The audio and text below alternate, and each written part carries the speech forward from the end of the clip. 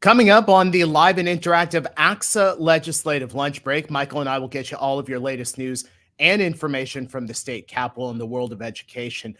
Plus, we'll take your questions and comments. Today, we've got a senator on the show who's going to talk about artificial intelligence. He is pushing legislation inside the state capitol that could have a direct impact on the students in your district. You will not want to miss our conversation with Senator Josh Becker. The ACSA Legislative Lunch Break starts right now.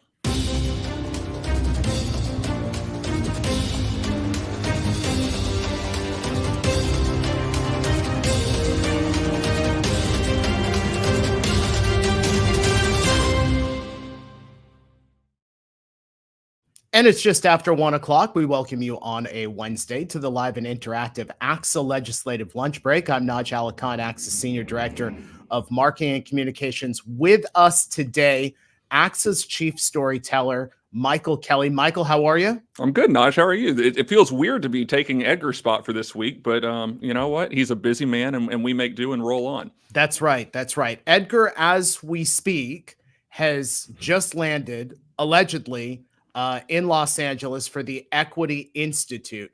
We thought maybe we would test out the Southwest Airlines Wi-Fi to see how good it was, or the Wi-Fi over at LAX. But Michael, we thought better than to give that any type of try. We even had a graphic built for this. Yeah. we were ready to go, and Edgar just said, you know what, I just don't trust Southwest. And so unfortunately you're stuck with the two of us. But Naj, as you and I were talking before the show, for viewers who have been with us going back to the virtual conferences, this is nothing new for the two of us.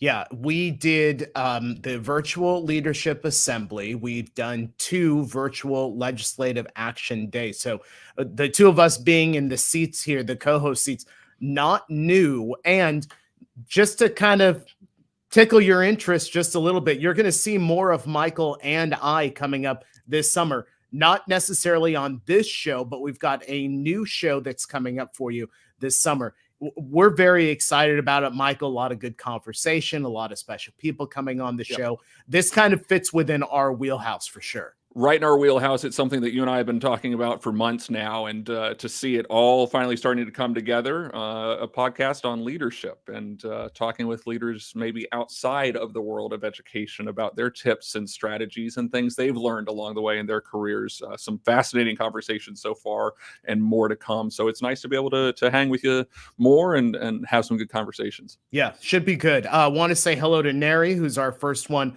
on the chat today. Welcome. Of course, we've got State Senator Josh Becker is going to be with us in a couple of minutes. He is going to talk to us about artificial intelligence and a couple of pieces of legislation that he has presented inside the state capitol, one of which could have a direct impact on the work being done in your school district and impact the students and the administrators. We'll talk about that in just a couple of moments. Let's get some news headlines, and we will switch from AI to talk about AI. There's a story that's in the LA Times today. It's an interesting one about artificial intelligence. The Times is reporting that administrators over at Laguna Beach High School have launched an investigation after, quote, inappropriate images of students were circulated. Now, these images allegedly were created by artificial intelligence. It's not clear how many students are involved. What is specifically in the images, we're not exactly sure there, or how they were distributed, that according to the LA Times. Now, the Laguna Beach Police Department is also involved in this investigation. Of note, the Times in their article reports that 5 Beverly Hills 8th graders were expelled last month for their involvement in the creation and distribution of fake nude photos of their classmates. So that's going to lead us into the discussion that we have with Josh Becker today, Michael. One other story that we want to show some great images, because we've talked so many times, Michael, about how valuable it is for students to be able to have educators that live in their communities and then come and teach in their schools. They're making a difference out in San Francisco Unified. We'll show you some photos here.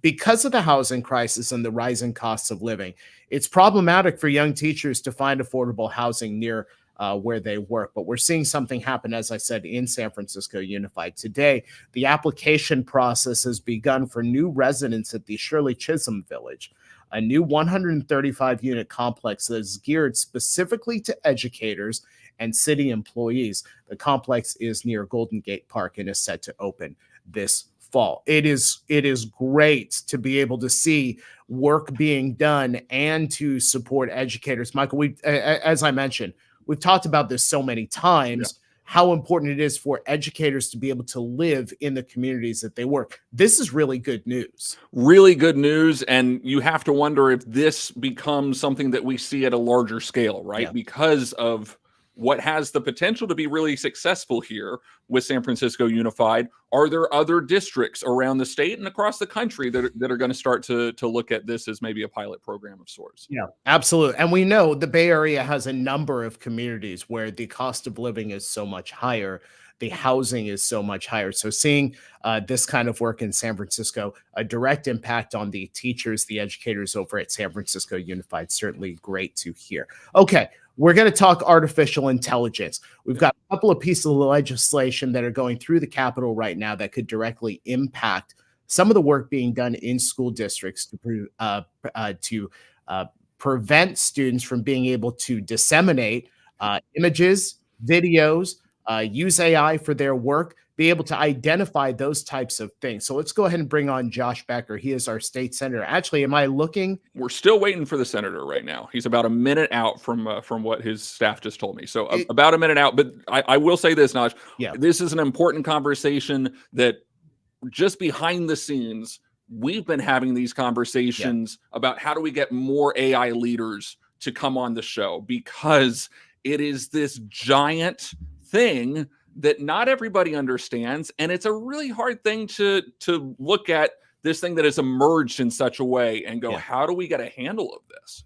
When I was at the CalSPRA conference, that's the California Association of School PR, and the number of workshops that were taking place on artificial intelligence and the work being done in districts to just kind of figure out what are the challenges, what is the scope of influence of artificial intelligence, and how do the teachers, the administrators, the parents, the guardians, the school counselors all work together to support the students as we all have to adjust to the life in the artificial intelligence sphere.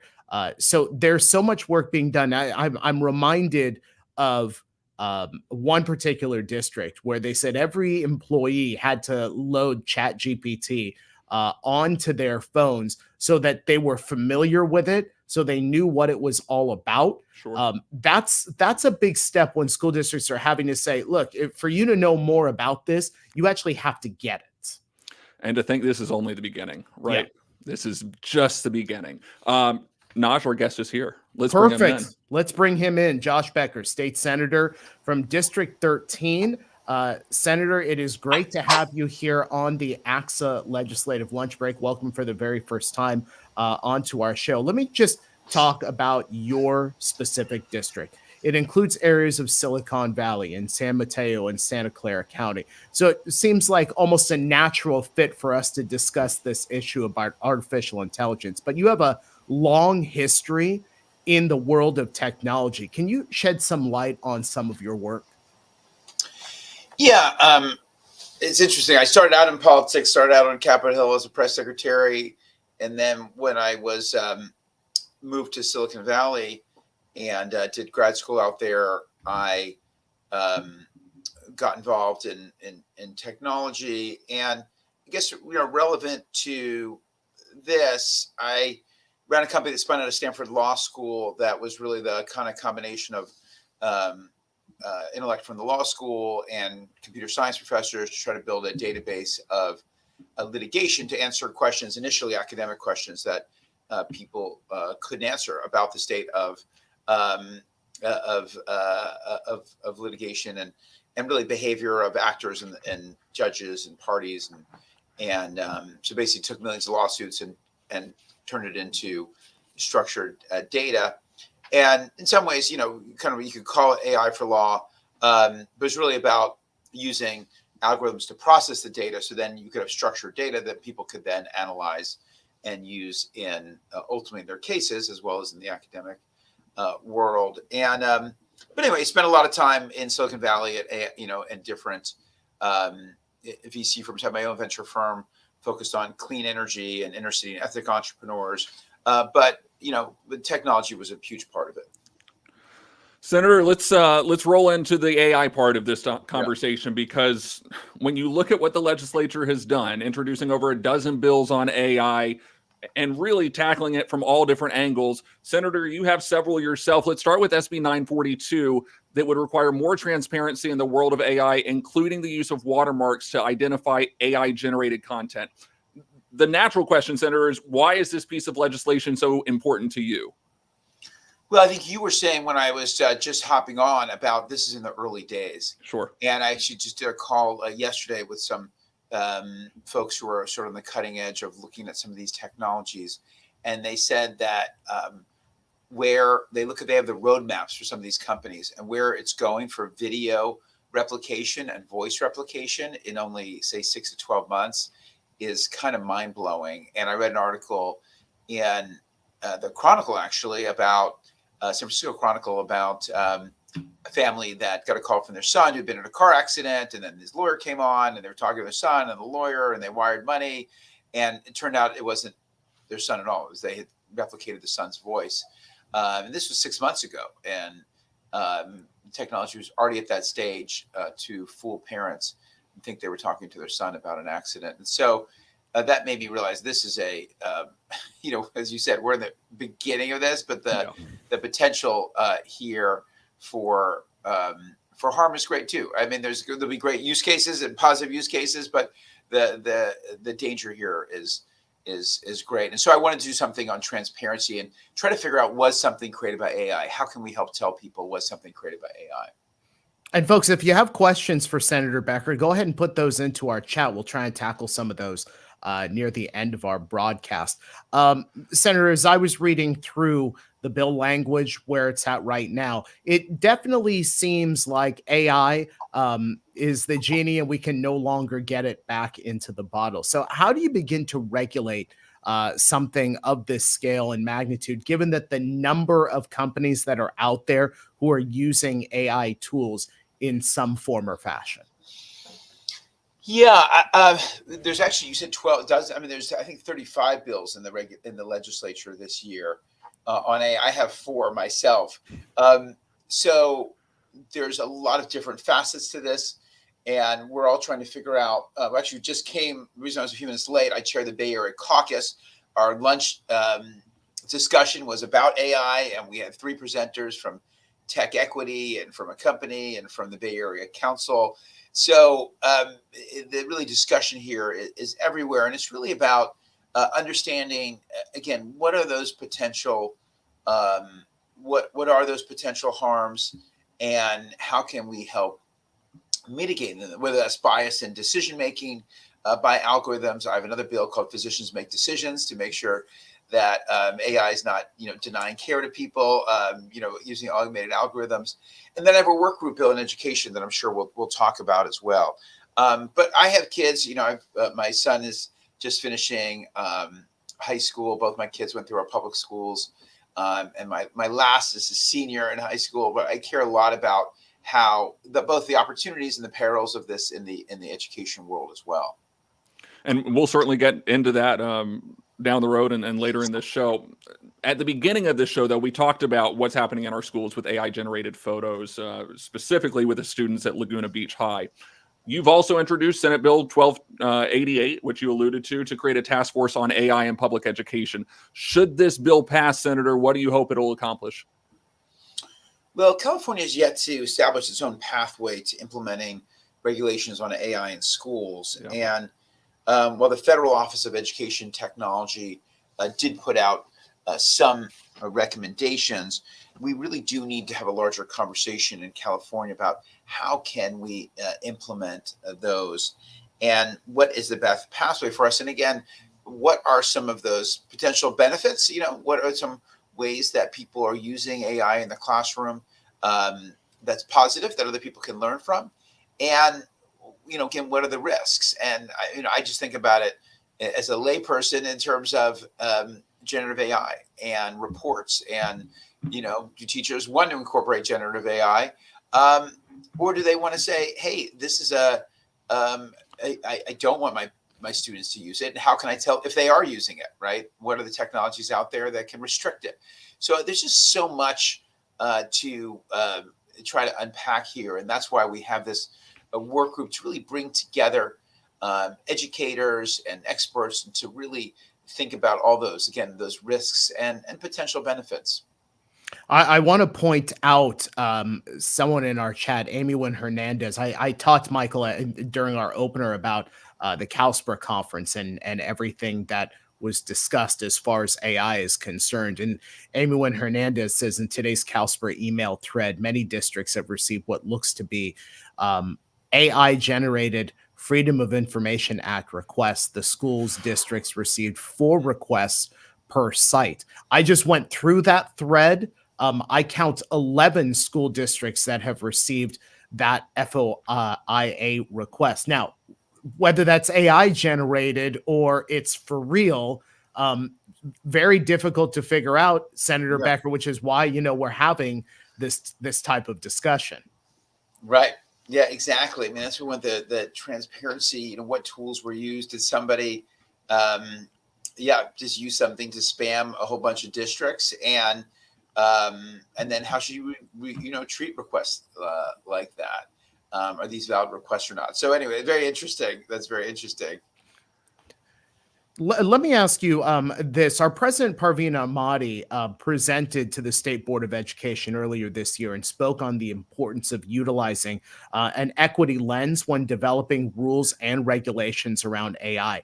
How are equity implications shaping your view on this topic and the work you have? What role should it play in this broader conversation? Well, as I mentioned, we just met with Tech Equity, one of our speakers at the Bay Area caucus today, and that was really looking more about AI algorithms and jobs, and our algorithms biased against certain certain folks, and how can we prevent that kind of bias? So there's a lot of equity issues across the board. So that's sort of the first one that comes to mind, is sort of this high risk decision. We call it kind of high risk decision making, whether it's financial or otherwise. So that's sort of number one. And then I guess sort of the second would be, some people might say, hey, maybe AI is an equalizer because it makes some pieces of education tutoring or something, more available. But then there's also risks that, as sometimes happens, that wealthier districts have more access to technology, and therefore, they're using this in ways that some, lower income districts aren't. So I think, again, we're just so at the early stages, we don't know, but there's, clearly risks of inequity in all of this as well. You spoke on this a little bit earlier, but I wonder, just going back to the education side of things, because, Senator, we have so many members reaching out to us going, where do I start with AI, right? Right. I wonder, what's your advice to school districts, to school leaders, to students who are trying to navigate this very, very new world? Well, again, that's what I'm hoping that this work group, and I'm working with the superintendent of public instruction, who's been terrific, Tony Thurman. I mean, that's one of the reasons I'm doing this, so we can actually get a little bit of that playbook out there, hopefully. For right now, I mean, certainly for students, I'd say precautionary principle is best. They should not be using this technology, without talking to their teachers first. And there is a lot of education. I was on LA News yesterday talking about what happened in Laguna Hills, and previously what happened in Beverly Hills. And I think in Beverly Hills, kids have already been expelled. And obviously we don't want that to happen, and, we can't, some of these AI generated image tools are apparently very easy to use, and they're out there. We probably can't prevent access to them. So we have to educate kids that there's going to be real consequences, that this is not a joke. They can't put, doctor an image of another student and put it up there and think this is somehow going to be funny. We have to let them know there's going to be real consequences, and hopefully, they just won't do it otherwise there's going to be real punishment. So I'd say precautionary principle for students as well. And then I think for teachers, there is some resources. Just Googling myself working on this bill, there's a bunch of articles out there. So I think there's enough out there for people to start kind of thinking about it. And again, hopefully then groups like the group that I'm putting together will be helpful in being a little more structured. Senator Naj knows this, and one of your staff members knows this as well. My connection to AI is that my older sister is the director of the newly formed U.S. AI Safety Institute in D.C. Oh, wow. Elizabeth Kelly is her name. Very, very talented at what she does. And she has had her hands full in more ways than I'm sure any of us can imagine over the last couple of months, meeting with companies, trying to, as Naj said earlier, get this genie back in a bottle to some extent. Yeah. At a conference, she was asked about how we will describe AI to future generations, or rather how the next generation will describe AI. And she said it'll be like asking one of us to describe the internet. It's not just one thing, it's everywhere and shapes the entire world around us. I wonder from your perspective, Senator, how you think the next generation will describe AI. It's a great, that is a great question. I mean, I'm hopeful that if we're sort of successful in containing it to some extent, that it'll be kind of just another tool, right? Like kind of Siri on steroids to some extent, and it'll just be another tool that educators are able to use. We're very clear in our bill, and then there's another bill I think in the assembly that this is not about replacing teachers. That hopefully this is a tool that we can all use. So that's the optimistic scenario. We like optimism on this show. I won't talk about the pessimistic scenarios, but those are for the optimistic scenarios. Sure. Senator, did I hear you say Siri on steroids? That right there may be like the best clip we have. Yeah, I mean, I just thought about it, but yeah, I mean, that's sort of the hope, right? It's sort of, it's sort of a next generation search engine, helps you find what you're looking for. Yeah. Better. But again, that's assuming we're successful in, I think, reining in some of the negative directions this could go. You know what? Right here at the end, I do have to ask, do you have to check ChatGPT fairly often to make sure that the description of Josh Becker is consistent with what you would be saying? I don't check it often. Maybe I should check it often. I will tell, I do have a friend who's a professor, and he's a part of medical school where they're looking for grants frequently, or for, donors to take an interest in their work. Yeah. And he said that the school PR firm, whatever, had written a bio, and he'd gotten no nibbles in like 15 years. And then he asked ChatGPT to write a bio of himself, and he got like 3 inbound interest requests. So maybe I should be using it more in that way, but I haven't yet. It's scary and exciting all at the same time. Yeah. Yeah, that's right. State Senator Josh Becker from District 13. Senator, so good to have you here on the ACSA Legislative Lunch Break. We hope you come back next time. Good. Thank you for having me, and look forward to being in touch as this evolves. Absolutely. Thanks very much. Thanks, Appreciate it. Folks, if you like what you've seen here on the live and interactive ACSA Legislative Lunch Break, we invite you to become part of our Lunch Break family. You can like us or subscribe to us on Facebook and on YouTube. You will get instant alerts when we're about to come on with breaking news, because that does happen. And of course, a reminder for our normal Wednesday broadcast. And if you've got stories to tell from your school district, we want to tell your stories too. Go ahead and send your news releases, photos, bullet points to our EdCal editor, Michelle Carl, mcarl@axa.org. Michael, this is a number that I think tells a real story about how much people are thinking about AI and how many questions there are about it, and how we do need some type of parameters for it. 35 bills on AI this legislative session, it certainly tells a story. And I don't think they're done, right? Like 35 is just the start of this, because and I know we keep bringing up this term, but trying to get the genie back in the bottle. And I don't think that we ever will, but I do think if there is a way to kind of contain that genie a little bit, that's the hope in terms of grasping the monstrosity that is artificial intelligence. Yeah, I just see that question that came in from Christine Jones just about 30 seconds ago. Yep. We're going to pass that along, Christine, to Senator Becker's staff, and maybe they'll be able to give us a good answer. Well, Michael, thank you so much for sitting in the co-host seat today. I'm a little disappointed that I didn't see Edgar jump on to the chat. Maybe he's delayed. Who knows? Again, we had the graphic ready to go.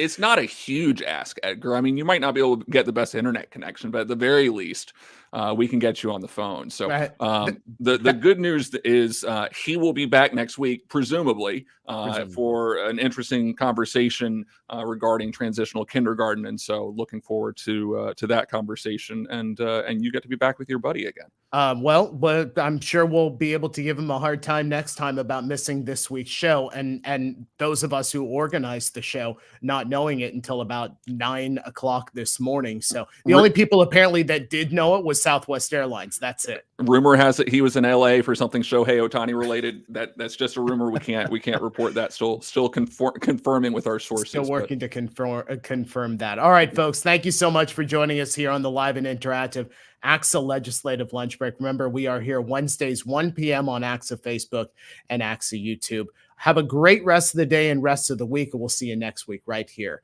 on the ACSA Legislative Lunch Break.